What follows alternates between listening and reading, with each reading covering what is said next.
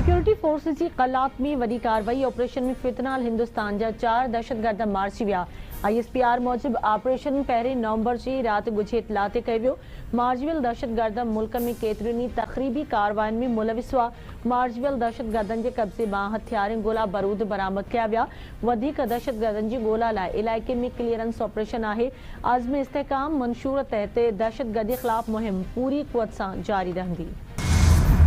सदर आसिफ अली जरदारी वज़ीर आज़म शहबाज शरीफ पारां बलोचिस्तान के ज़िले कलात में कामयाब ऑपरेशन ते सिक्योरिटी फोर्सेस के खराज तहसीन पेश।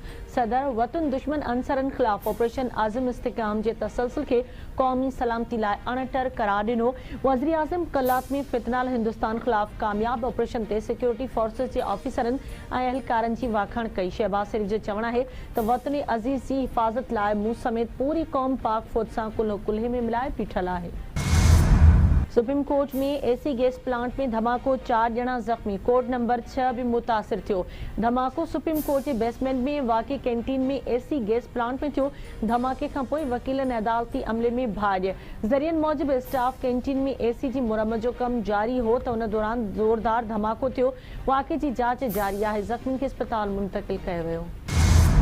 सिंध हुकूमत औरतुन लाइ पिंक स्कूटीज़ की फरहमी के बे मरहले जो ऐलान करे छॾियो। औरतुन के पिंक स्कूटीज़ की फरहमी जो बियो मरहलो जल्द शुरू कयो वेंदो। औरतुन के अपील है तो ड्राइविंग लाइसेंस ठहराइन, तरबियती कोर्सेज में हिस्सो वठन ऐं पिंक स्कूटीज़ प्रोग्राम के बे मरहले में रजिस्ट्रेशन कराइन। सिंध के सीनियर वज़ीर शहजल इनाम मेमण जो बयान संदस चवण है तो ट्रांसपोर्ट खाते तरफा औरतुन के मुफ्त ट्रेनिंग से गडोगड मुफ्त लाइसेंस में फराहम किया पिया वञन। शागिर्दियाणियुनि ऐं नौकरियूं कंदड़ औरतुन के स्कूटीज़ की फराहमी जो मकसद खेनि सफ़री मसइलन खां छुटकारो ॾियारण है।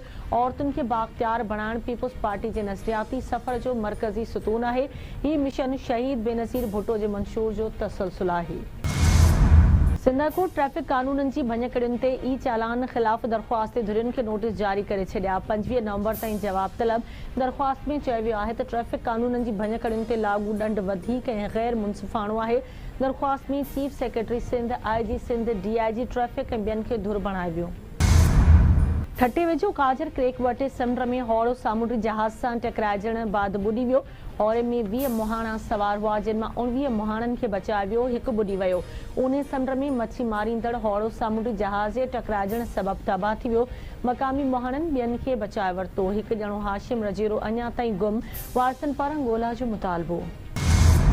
पाकिस्तानी मईशत सही रस्ते ते गामज़न आहे। बिलियो इकोनॉमी पाकिस्तानी मईशत लाइ गेम चेंजर साबित थींदी ऐं इनकलाब बर्पा करे सघे थी। हुकूमत मईशत में बुनियादी सुधारनि जी एजेंडा ते अमल करे रही आहे। बुनियादी सुधारा मुस्तकम तरक्की लाइ अणटर आहिनि। नाणे वारे वफ़ाक़ी वज़ीर मोहम्मद औरंगज़ेब जो Pakistan international maritime expo and conference के वर्चुअल खिताब संदसि चवण आहे त 3 ग्लोबल रेटिंग एजेंसियुनि पाकिस्तान जे मुआशी कदमनि जी वाखाण कई आहे। व्यापार मईशत के इस्तेहकाम लाइ दोस्त मुल्कन जो सहकार हासिल है। कराची, गवादर ऐं पोर्ट कासिम के बंदरगाहन के जदीद बनाने लाइ कदम खया पिया वञनि।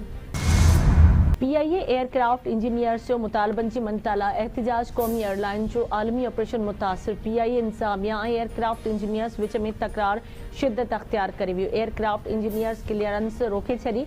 एयरक्राफ्ट इंजीनियर्स के एहतजाज सबब कौमी एयरलाइंस जूं उड़ामूं सख्त मुतासिर थी रहियूं आहिनि। PIA जे तर्जमान जो चवण है तो सोसाइटी ऑफ एयरक्राफ्ट इंजीनियर्स की का कानूनी हैसियत नाहे। इन तहरीक जो मकसद PIA की निजकारी के सबोताज करना है। PIA लाजमी सर्विस एक्ट लागू है। कम छॾण कानूनी तौर ते ॾोह आहे। सदर आसिफ अली जरदारी 3 ॾींहनि जे सरकारी दौरे ते Qatar पहुतल। King Hamad international airport ते सीनियर कतरी अमलदारनि ऐं पाकिस्तान के सफ़ीर पारां आजियां। सदर आसिफ अली जरदारी आलमी समाजी तरक्याती कॉन्फ्रेंस में शिरकत कंदो। सदर पाकिस्तान के समाजी तरक्की ऐं जामी मुआशी वाद वारनि उपान ते रोशनी विझंदो।